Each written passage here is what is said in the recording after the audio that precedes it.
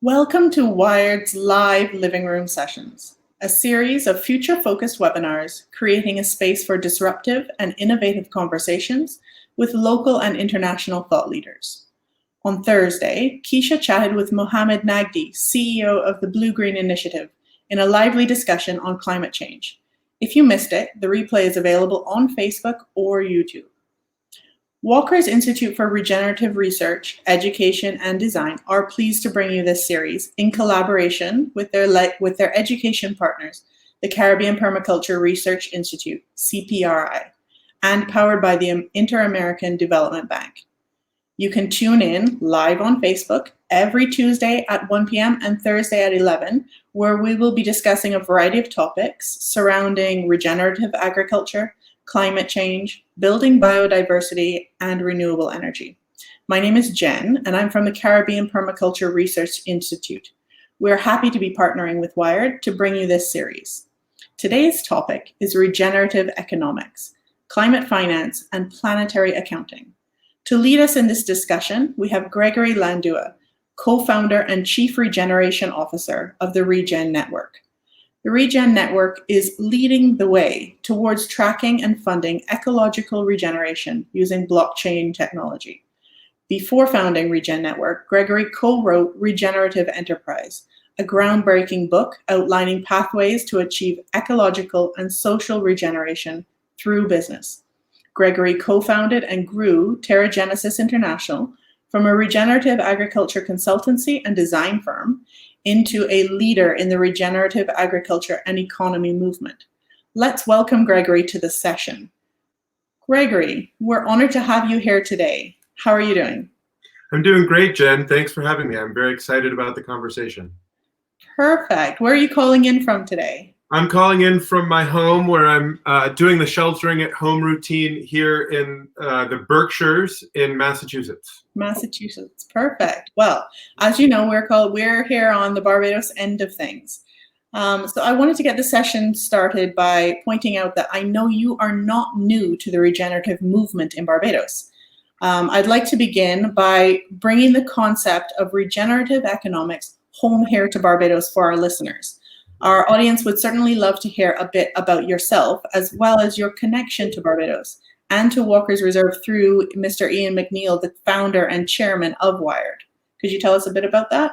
Yeah, definitely. Well, I've had the honor to have supported the development and transition of Walker's from an extractive economic relationship with the sand quarry to its current endeavor around regenerating the landscape and turning it into a vibrant food forest and sort of multi-enterprise ecosystem since the early days of the inception of the idea with Mr. McNeil. And so I was one of the first team members in running the design process that sort of generated both the landscape design as well as the economic and social design to work on optimizing for multi-capital abundance and shift from an extractive model that's sort of mining sand and turning it into dollars and building the built infrastructure of Barbados to one that is actively regenerating soil and the culture of Barbados. And so that whole process really kicked off, if my memory serves, back in, gosh, it must have been 2010, early 2010, when we first started getting going with the design process with Mr. McNeil. And that was with some of my co-founders at TerraGenesis International, including Eric Tonesmeyer. And the whole process has been a really powerful, transformative journey for myself, and I think for Mr. McNeil and the other stakeholders involved. Mm-hmm. Absolutely, Walker's Quarry is quite a transformation journey. It's quite an amazing thing to see. So, since your time at Walker's Reserve in the very beginning, I know you've delved into regenerative economics quite heavily. One of the heavily discussed topics right now surrounds the difference between a sustainable model and a regenerative model. So this is some of the questions that we get a lot these days. The question we're posing to you right now is, if you could give us a little bit of a background, a definition of what is the difference or what is the regenerative approach to economics, and how does this differ from a sustainable business approach? Sure. Well, I think sustainable business is sort of rooted in a paradigm of do less harm and trying to achieve some sort of stable equilibrium. And regenerative economics and the regenerative paradigm is actively seeking to increase the vitality, viability, and evolutionary capacity of an ecosystem and all of the stakeholders. And so there's sort of a transition from sort of like do less harm through doing good all the way to increasing the evolutionary capacity, which means the ability to adapt, the ability to transform, and the ability to innovate, which in times like today, where we're sort of facing this sort of black elephant moment where, you know, we've been ignoring the potential of global pandemics for many years, and here one is, and it's transforming the global economy.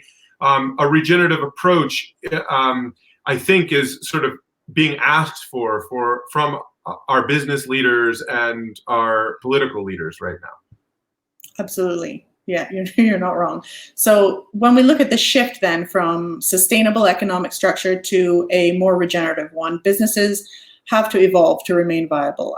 The current pandemic obviously fast-tracked that in a lot of situations, but it's not a situation that didn't exist before. Yeah. A holistic regenerative business listens to the environment and its people, and it adapts, it morphs, it innovates. So our second question for you today is, when we're looking at a rapidly changing and challenging world that we're living in right now, what qualities of innovation and adaptability are critical to the health of a business? Well, I mean, for me, this question always boils down, from my perspective, to a fundamental misunderstanding that people have about evolution. And so there's this whole sort of theory of social Darwinism, and people are essentially misquoting and misrepresenting Charles Darwin, who is the father of evolution. And Charles Darwin was inviting the world to understand the concept of survival of the fit, not survival of the fittest. If you read Charles Darwin's work, he's talking about survival of the fit. And what is fitness? Fitness is your adaptation to the larger ecosystem of which you're a part. And so organisms which tend to serve the health and viability of the organisms around them tend to survive. Right. So in any organism that's intrinsically needed by its larger ecosystem will be supported by that ecosystem to live in perpetuity, and that's how you create resilience and regeneration. So my suggestion here is that the major quality of innovation is to understand how to be essential for the health and viability of the planet, our biosphere, and the ecosystems that at the end of the day support our larger economy. And in order to do that, as business leaders, we need to get really good at understanding the capital and turn it into financial capital, and to reverse the trend from the liquidation of financial capital to turn it back into living capital in the way that we run our economy. I think I might have had an internet blip there, so I'm not sure. Just a tiny bit. I think we got the gist of what you were saying, but I don't know if you can just summarize that last little statement that you were making. Well, what I'm suggesting is that the businesses of the future that survive will be the ones that are the most able to regenerate ecosystems, which are the foundation of our larger economy. And so the degree to which your business model actually builds soil and builds biodiversity and cleans water through its activities, or if it's not able to directly do that, actively minimizes negative impacts, is the degree to which I believe, and I think many people are waking up to this in the circular economy movement, regenerative economy movement, that will be the degree to which you'll be able to profit and sustain yourself as a business. Yeah. So the degree to which you're able to do that is the degree to which you will survive. And I actually didn't know that about the survival of the fit as opposed to the survival of the fittest. So thank you for bringing that to my attention. Yeah. So some of the terminology, you mentioned this a few seconds ago as well, and terminology that some of our audience may not know about. Living systems. So a living systems view. Our third question really revolves around that. What would a living systems view of an economic strategy actually look like? If you can define what a living systems view is to start with, and then perhaps elaborate on what the economic strategy would look like. Sure. Well, so there's a couple of tiers of this. So I'll try to be somewhat structured in my answer. So first off, living systems perspective is contrasted with a mechanistic perspective. And so those are two different paradigms for meaning making, for understanding how the world works. And so if we understand the world from a living systems perspective, we sort of understand the world through the lens of biology, evolution, ecology, and even our own human experience, because we're also not machines. And so that sort of transforms how we approach design of product. It transforms how we approach how we run our businesses, governance, all of these sorts of major issues. And fundamentally, and this is some of the work of Regen Network, it transforms how you do accounting. Because accounting in a mechanistic perspective is very easy. It's sort of easy to boil things down to a mechanistic binary that then you get like a single bottom line and you're just optimizing for financial capital. And there's sort of a famous concept in game theory around paperclip optimizers. And so there's this whole thought experiment where you can sort of reason through, if you have a machine who's programmed to optimize all of its inputs in the creation of paperclips, and nothing gets in the way of that machine, eventually what does it do? It turns the world, it will turn the entire world into paperclips. And so so if you extrapolate the mechanistic approach, that's what happens. And so the understanding I think many people are waking up to is, oh wow, we're turning the whole world into cash. Yeah. We're turning the whole world into dollars, but what do dollars get you if you don't have food or soil or these other forms, this multiplicity of forms of capital? So moving back to the original question, what does it look like to be designing and engaging from a living systems perspective? We tend to work with frameworks such as the 8 forms of capital. We tend to the permaculture principles. We tend to engage with mental models and frameworks that allow us to sort of move our minds around and try to sort of catch the living patterns that are surrounding us and design in a way that harmonizes and augments those living patterns. And in a very grounded way, that informs the kind of product design we engage with and the kind of economic relationships and accounting that we engage with. So apologies if that's a little bit of a roundabout answer, but I'll pause there and see if you have any clarifying questions. No, I think that answered the question fairly well. So a whole systems approach really is what we're looking at here. It's to not just account for the paper clips. It's to account for, the whole picture all at one time. Yeah.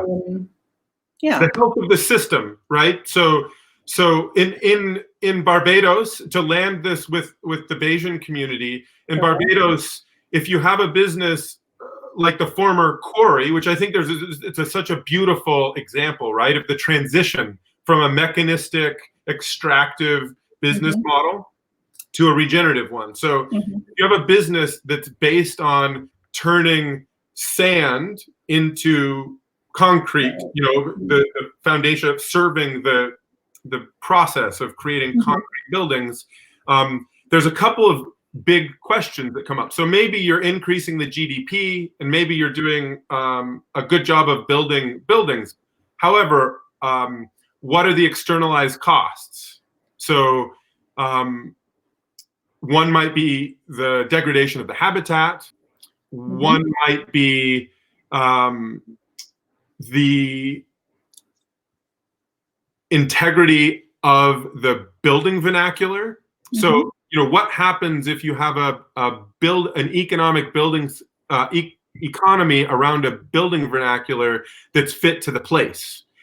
You may still be extracting sand, but you might ask how much sand and at what time. And so the transition through extraction to extraction and regeneration, I believe, now, right? There's still an active quarry.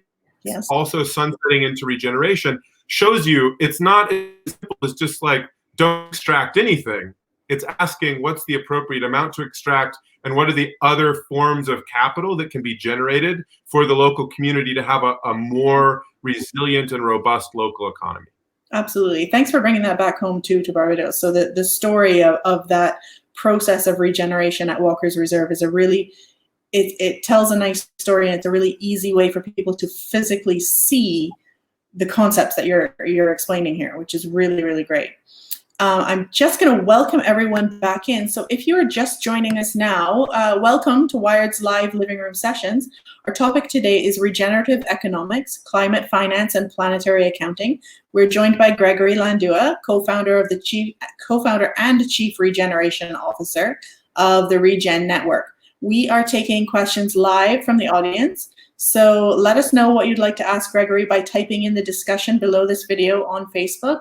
And don't forget to tune in every Tuesday at 1 and Thursday at 11 as we continue the discussion on a variety of topics surrounding regenerative agriculture, climate change, biodiversity, and renewable energy. So coming back to Gregory, Gregory, in reading through some of your work, you mentioned that there may be nothing more critically important today than the regeneration of the world's ecosystems, and that the Regen Network provides the tools that are needed to regenerate our planet. So what I'm wondering is if you can tell us a little bit more about what the Regen Network's role is in really regenerating the planet. Sure. Well, a core part of our hypothesis is that actually local communities and farmers around the world have all of the tools, capacity, and wisdom and understanding to actively regenerate the agroecosystems and ecosystems of the world. What's missing is a realignment of incentives and the appropriate valuation system to understand and internalize public and common good outcomes. So if you have a watershed that provides clean, healthy water for an entire municipality, and a farmer is incentivized to degrade their soil and pollute the watershed in exchange for short-term profits, you have what's called in economic theory a prisoner. Most people, most of the time, will choose because they're forced. Most people, most of the time, will choose because they're forced to take short-term profits over long-term health. So this is a structural economic issue. And what Regen Network is focused on is helping realign the incentives of stakeholders so that we can reincorporate the value of these common and public goods like healthy soil, biodiversity, and clean water. And so in order to achieve that, what Regen Network focuses on is having a common trusted understanding about ecological health.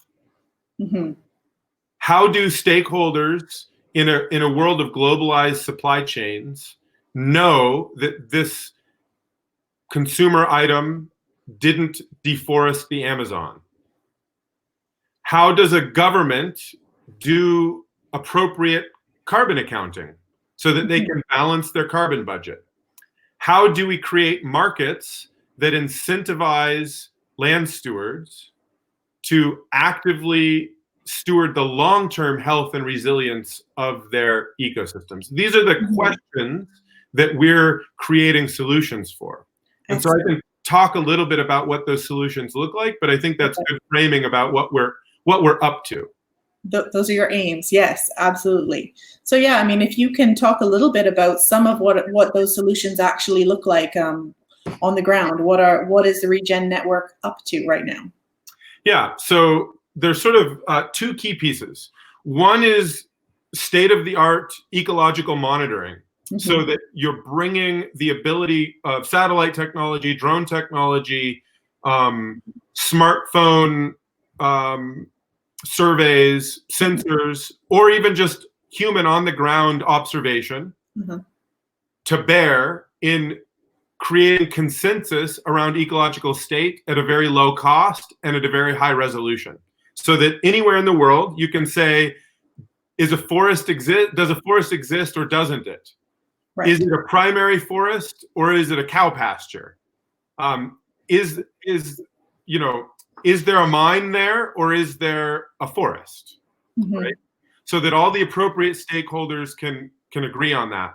And then that basically feeds into a smart contracting system using blockchain technology so that people can enter into contracts so that they can say, if there is still a forest here, then we agree to create this sort of value. Or if the soil carbon increases 2% per year because of a change to holistic management practices, then these credits will be issued to these responsible parties, the land steward and maybe the funder who's underwriting it. And so what we're doing is we're creating an agreement and contracting platform that can issue credits that can go into existing carbon markets, existing biodiversity markets, and existing water markets, while also being more flexible than that and allowing outcome-based agreements so that stakeholders who want to achieve a common good outcome can state what the outcome is, what the verification process is, and then sort of have an escrow account, if you will, where money only exchanges hands if and when the ecological state is proven to be in the place where everybody wants it to be. Perfect.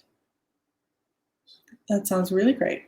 So I think that one of the things that you touched on a little bit earlier were the 8 forms of capital. So and this plays all into what you were just talking about with placing value on different things. So if you're relating what you've just talked about with placing value through blockchain technology, how does that relate to the 8 forms of capital? Or could you explain the 8 forms of capital as a start for the audience? And how does that play into what those forms of capital are? And could there be an alignment with that as well?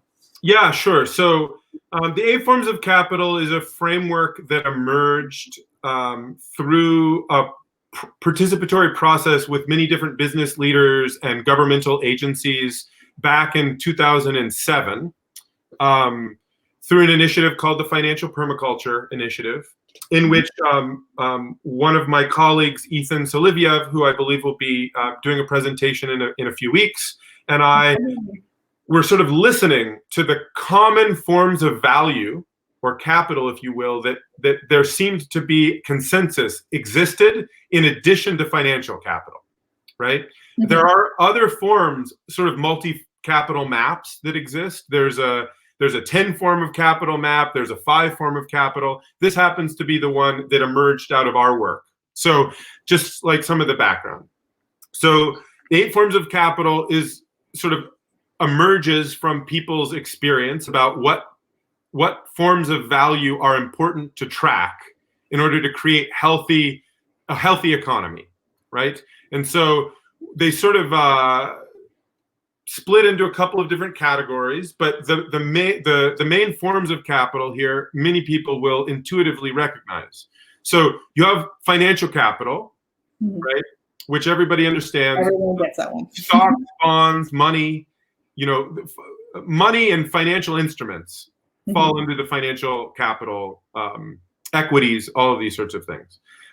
You have material capital, which is things like the built environment, boats, cars, engines and generators and solar panels and these sorts of things. So that's material capital. Then you have sort of the more human side of things. You have social capital, which is a term that many people are familiar with, and that fundamentally that has to do with trust. And do you have enough social capital to call in a favor? Have you helped your neighbors so that they'll help you when you need help? And it has to do with, it's like a fundamental, people have a pretty strong intuitive understanding of social capital as well. Yeah. Then we have intellectual capital, and that oftentimes relates to like mental models and theories, equations. I would refer to it as book smarts, right? Yeah. Which is our conventional education system has a strong focus on intellectual capital. Then you have experiential capital.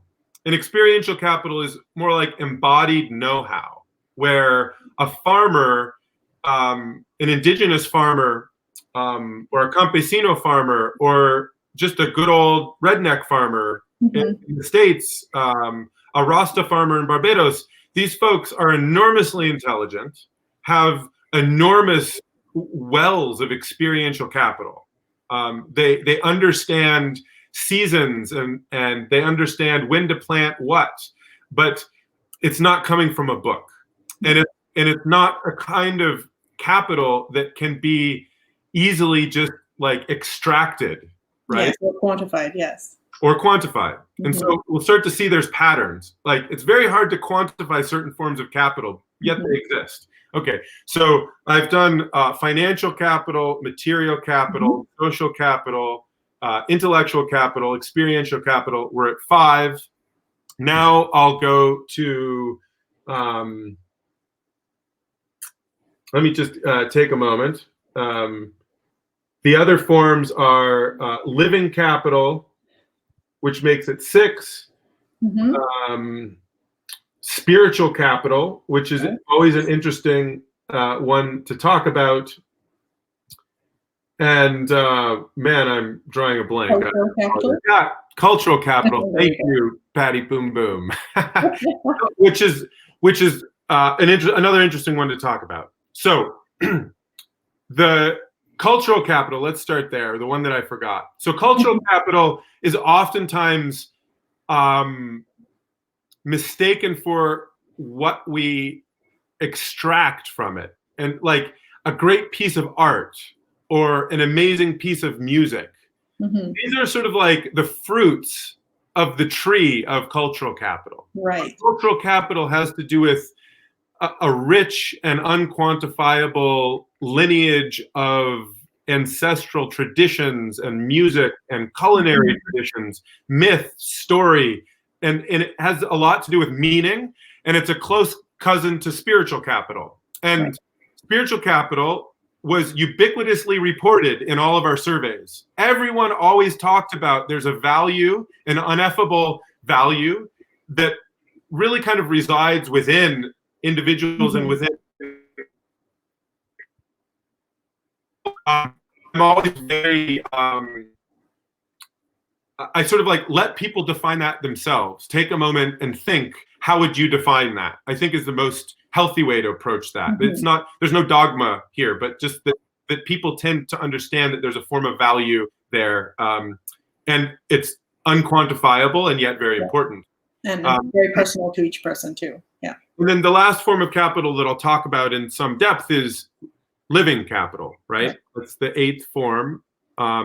And living capital is specifically what Regen Network is focused on. And it can be problematic to quantify, right? Because when we quantify living capital, we tend to reduce complex systems and fall into the old traps of mechanistic thinking. Right. So I like to just remind everyone that the foundation of living capital is complex, healthy ecosystems that are unquantifiable, but have a very discernible quality. Right. You can feel when you step into a vibrant, healthy ecosystem the moment you step into it. Now, you can also scientifically quantify certain attributes of that healthy ecosystem, just like you can quantify human health. If you can maintain the separation between the measurement and what's being measured, right? So, carbon. All life is carbon. Carbon is not bad. We happen to have put a lot of it in the atmosphere, and we need to take that carbon out of the atmosphere and transform it back into diverse, resilient living systems that provide us with food, fuel, fiber, and clean water. And that's sort of like the regenerative enterprise entrepreneurial opportunity of the century is to engage in business ventures that transform that atmospheric carbon into vibrant, living permacultural systems that produce the basic needs of humans and beyond. And we can quantify the health of these living systems through soil organic carbon, above ground biomass, biodiversity, and water quality are some of the key indicators. And those indicators can translate into specific economic outputs. So clean water and the reduction of erosion and the reduction of flood risk have very clear pathways to risk mitigation and business upside. And so there's a clear pathway towards transforming water health indicators, for instance, into economic agreements where businesses and municipalities have economic necessity for clean and flood. There's a clear way to transform a quantitative assessment of ecological health into economics like credit, bond, or instruments that are financial capital. Right. Living capital linkage, which is in integrity with the health of the ecosystem. Perfect. I can keep going, but I thought I'd give a pause to see if you have good pause, because we're breaking up just a tiny bit, but that's okay. So I actually will reframe us right now, because if anybody's joining us, just so that you know what we're talking about, we are here with Wired's live living room sessions. Our topic today is regenerative economics, climate finance, and planetary accounting. We're here with Gregory Landua, the co-founder and Chief Regeneration Officer of the Regen Network. And we're about to start taking some live questions from the audience. Please make sure that if you have questions to ask Gregory involving anything at all, please type them in the discussion below the video on our Facebook page. And don't forget that you can join us every Tuesday at 1 and Thursday at 11. We're going to continue these discussions. Our topics are going to be a variety of things surrounding regenerative agriculture, climate change, building biodiversity, and renewable energy. So Gregory, I think we're ready for some live questions from the audience. Let's see if we have our first one. Our first one is actually from Mr. Ian McNeil, who we mentioned earlier. Healthy ecosystems provide abundant resources that allow each species that relies on it to thrive. There's no exchange of money, and yet there's a value everywhere. That's correct. How do we motivate people towards the objectives of a regenerative paradigm when we all have such different values, needs, and visions? It's an excellent question. That's a great question, Ian. And I won't pretend to have I'll give you my answer to it, but I also think this is the type of question that demands us to have an approach where we get better and better questions. And so one way to approach this is to ask a question again, which is, let's be specific. What are different stakeholders' needs? What are different stakeholders' values? And just get really this question in my mind needs to be sourced from a specific place, like Barbados, right? Mm-hmm. So what do the people of Barbados value, and what do they need? And how do they align their incentives with the health of the ecosystem of the island and the greater bioregion Caribbean? How do you align those? So that's my sort of like answer a question with a question approach. But I'll also take a crack at answering it in a simple way, which is that there is one objective, unarguable truth that all humans live under, and that is the health of our planet. So there is no, like, there's a lot of people have different tastes, and they have different values, and they have different morals, and they have different ethics, and we need to be sensitive to all of that, of course. However, there is one overarching common denominator. We all depend on a healthy biosphere, and the biosphere depends on healthy ecosystems, and ecosystems depend on us as humans being a keystone species in our ecosystems at home and globally. And what that means from an ecological perspective, a keystone species is a species that's presence in an ecosystem tends to increase biodiversity, resilience, and stability, right? And so for humans to take on that mantle, we need to transform our businesses. And there is no sort of single mandate, right? Because it needs to be focused, as Wired is, as Walker's is, in answering the question of the local place. So what are the businesses and ecosystems and economic arrangements that realign local folks in Barbados with the health of their soil and with the health of their fisheries and with the health of their communities? And honestly, I think that the answers to that need to be generated from within, not imposed from an expert from without. Absolutely. So it's back to the old saying, local solutions for global problems. That's exactly. And the fact that the earth is what connects us all, and it's something that we need to remember, especially in this day and age when we're so disconnected. It is the earth that brings us all together. I would sort of add a little bit here in the planetary accounting theme that this talk is sort of anchored in. So because we have an objective biospheric health reality, and it is completely achievable to have a consensus around a scientific consensus around a healthy biosphere. That is healthy, yeah.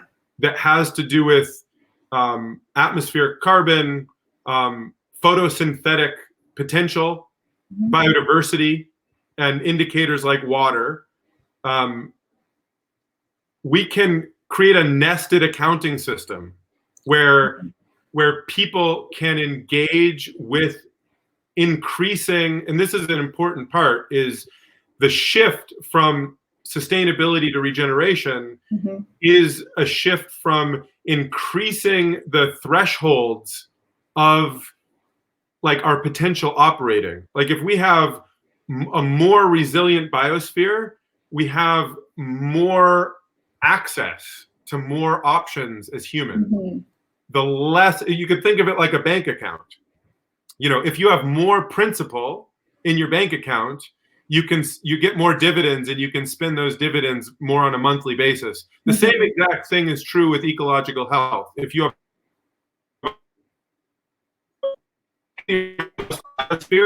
have more room as a society. And so there's a way to sort of think about nested accounting between a local bioregion and a planetary scale system that doesn't impose some sort of strict sort of like fascist demand on what happens, but it allows people to sort of like have economies to compete with how healthy their ecosystems are, essentially, and how resilient they are, and how much abundance they can generate. Creates more of a buy-in, that's for sure. Right. Yeah. In agency is important because agency, at least, and this is a belief, right? People could have different beliefs. My belief is that agency and engagement and entrepreneurial self fulfillment is really important for people, and that's a very like Western, liberal democracy market perspective, and other people have different views. And the cool thing is if you recognize, if the common denominator is what's the ecological health outcome, then, even people who might disagree with me about that, we can still cooperate towards a healthier global and local ecosystem, and we can account for and value our actions towards those common good results. Absolutely, the common denominator. That was a great explanation. Thank you for that. Do we have another question from so Shay Warren would like to know, how does a society effectively transition to a regenerative economy to bring value to other forms of capital?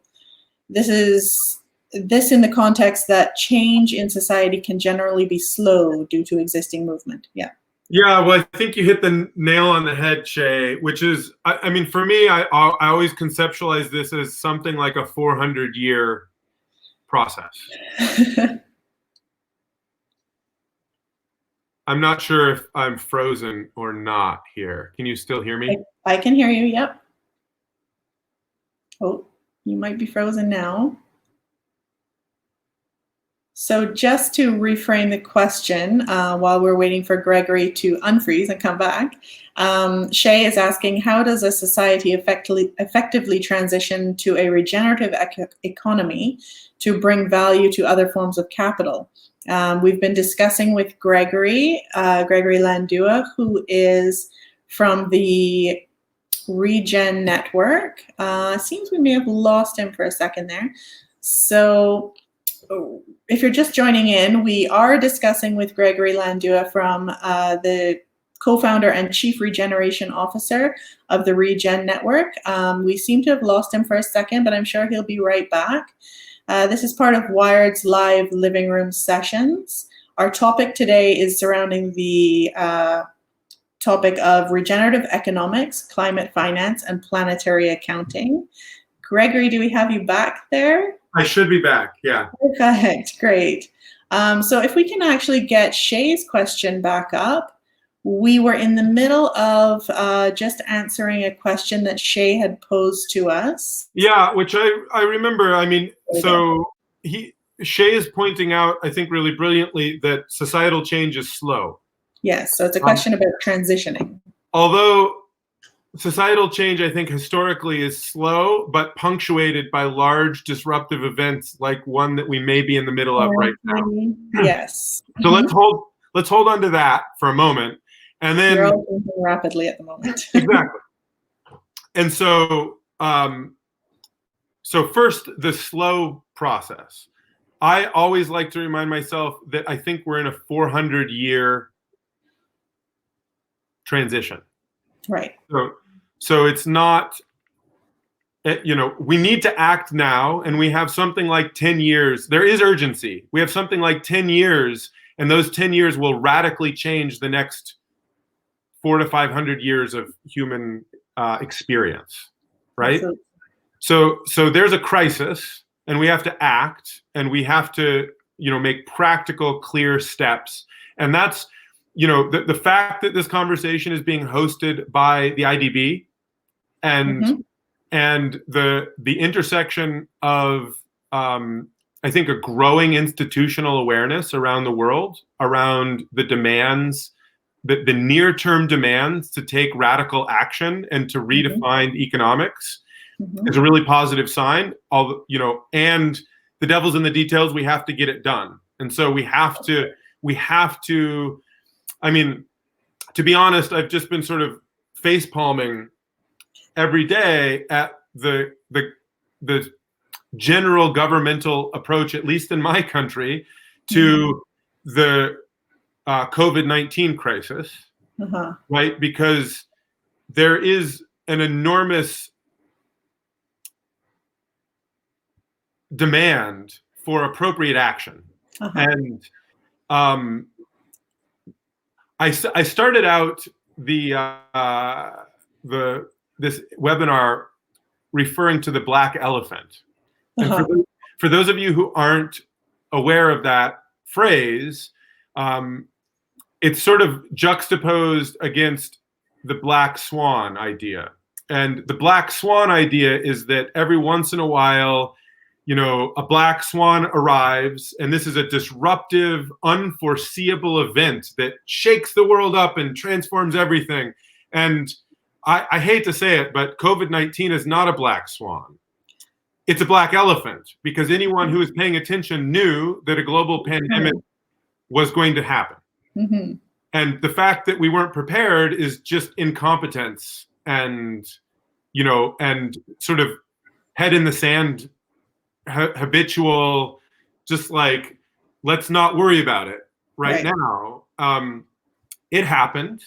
It's part of a much bigger thing. The economic disruption isn't just about COVID-19. It's about an entire system that's shaky and built on a mechanistic, extractive, degenerative set of premises that are undermining the ability for business and future generations to be healthy. Mm-hmm. The cool thing is people, that's no longer a controversial thing to say.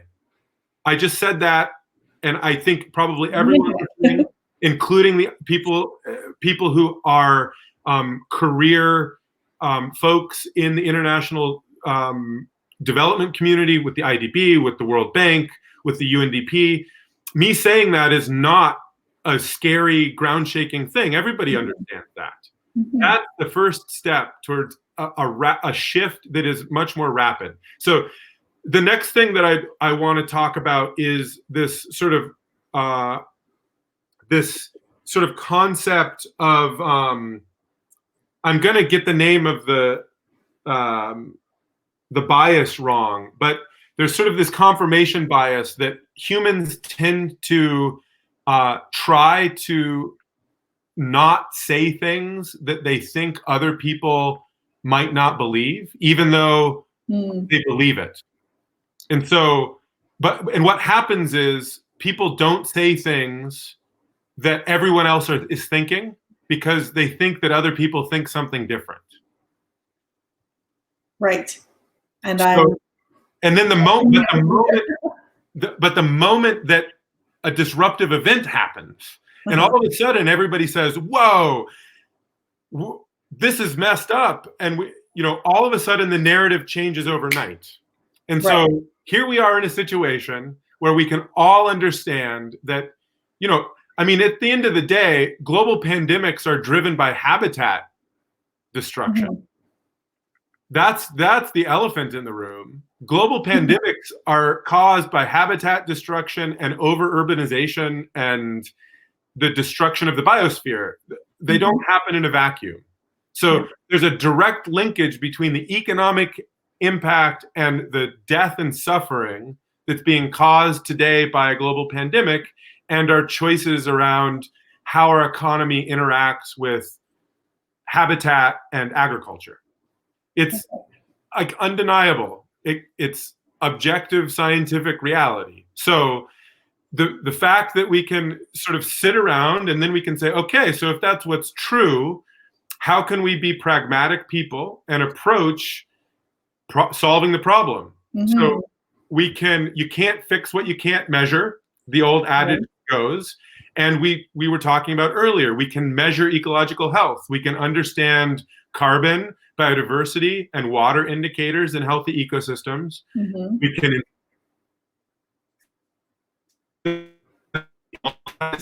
can verify their healthy existence and maintenance. And let me tell you, that relates directly to existential risk. So who's on board for driving a massive societal change? To answer Shay's question, insurance companies, reinsurance companies, the World Health Organization, IDB, the World Bank, municipal governments, international governments, Coca-Cola, everyone, big corporates, everyone has to get on board to engage with the existential crisis.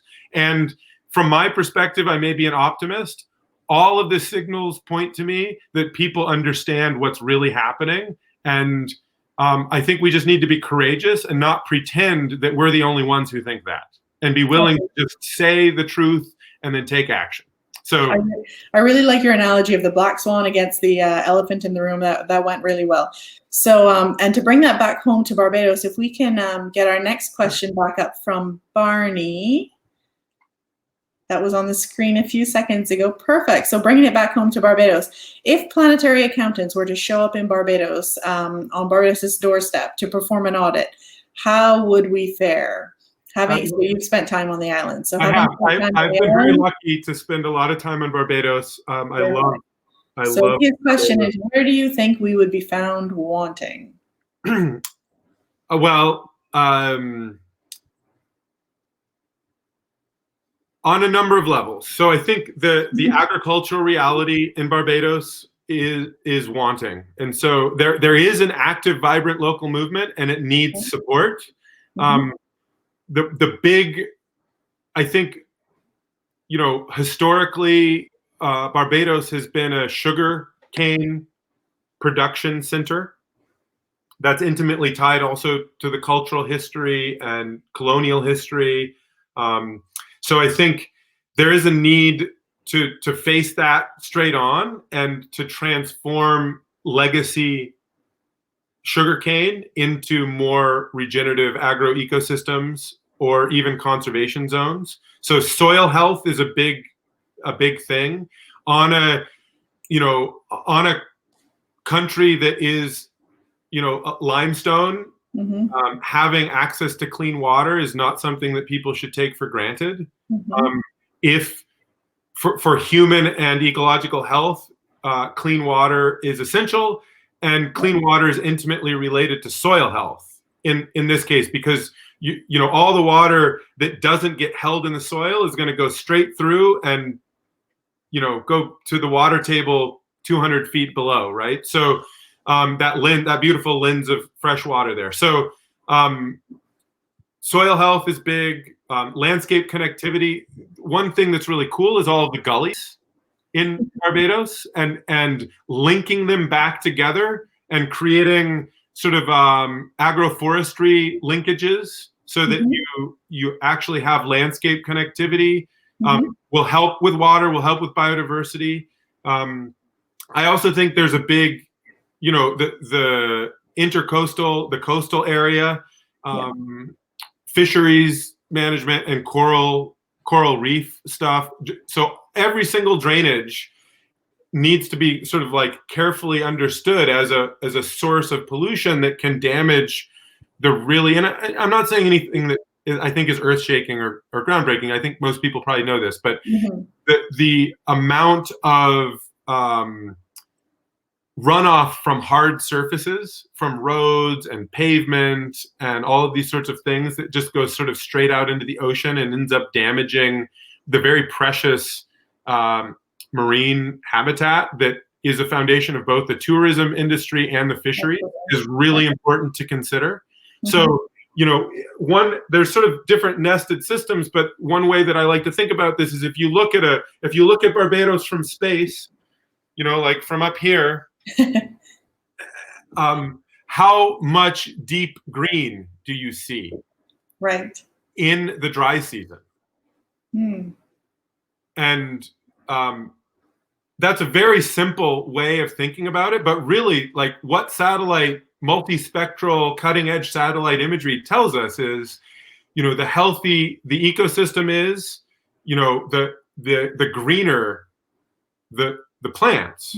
And the infrared spectrum and NDVI analysis, the more that you see a massive die-off of plant matter, the more, in a seasonal tropical system like that, the more vulnerable it is to shocks and climate issues. So you could just sort of ask yourself as Barbadians, how green are we?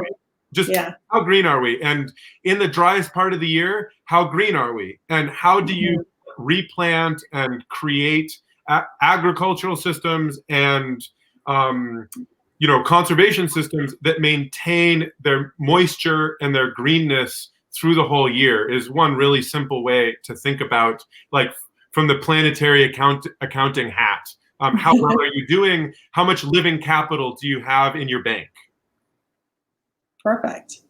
So our next question actually comes in from Andrew Simpson, who is asking how best to accomplish this mindset change using monetary policy.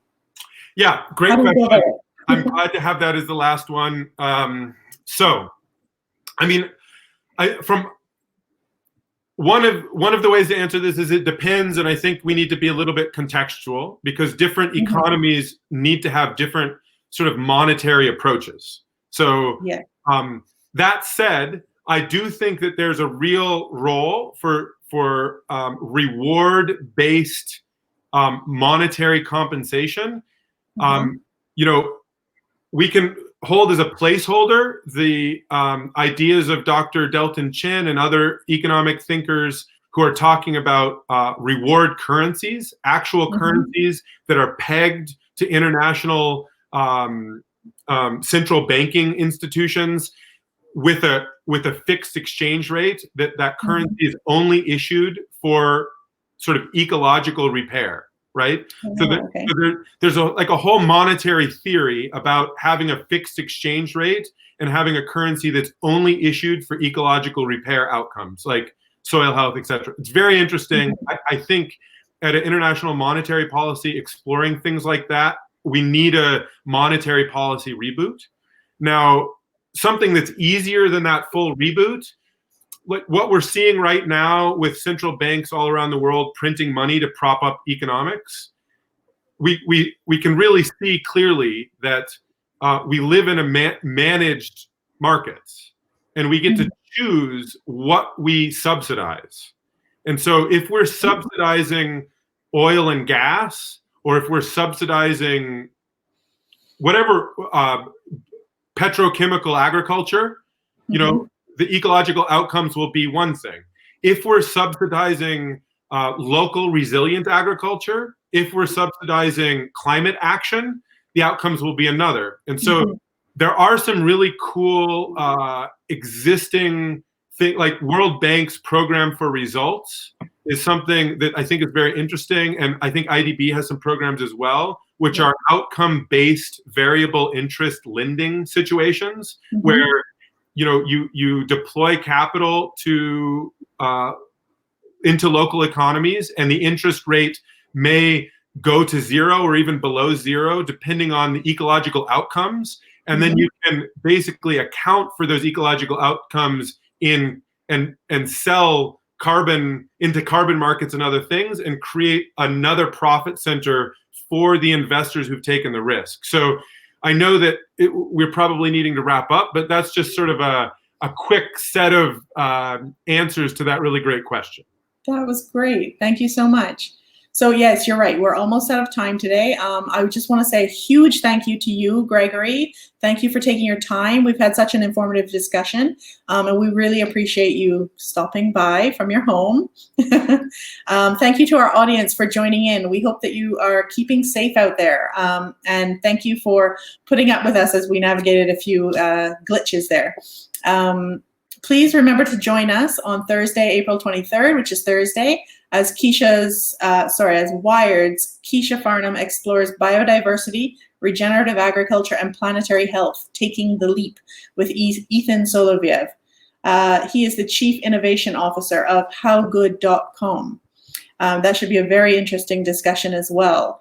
If you would like to watch the replay of today's session, or if you want to pass it on to any of your friends to spread the wealth of knowledge that Gregory has shared with us today, the session is always available on both Wired and CPRI's Facebook page under our live videos, as well as on Wired's YouTube channel. So I will just leave you all with tomorrow being the 50th anniversary of Earth Day. We hope that some of you have some of what we've discussed today has hit home to a certain extent. We really encourage you to take a step towards a greener and a cleaner planet, whatever that might look like for you. It might be a small change in your household. It might be educating yourself a little bit further on the role of regenerative economics, taking a bit of a deeper look at how regenerative business model might help your situation in the current climate. Please stay safe out there, everyone. Wash your hands, plant a seed tomorrow, and we will be on Thursday at 1 p.m. Thank you again, Gregory. Thank you so much. Yeah, go plant a tree, everybody, and stay healthy. Thanks so much, Jen. I really enjoyed the conversation. Great. Thanks so much. Ciao.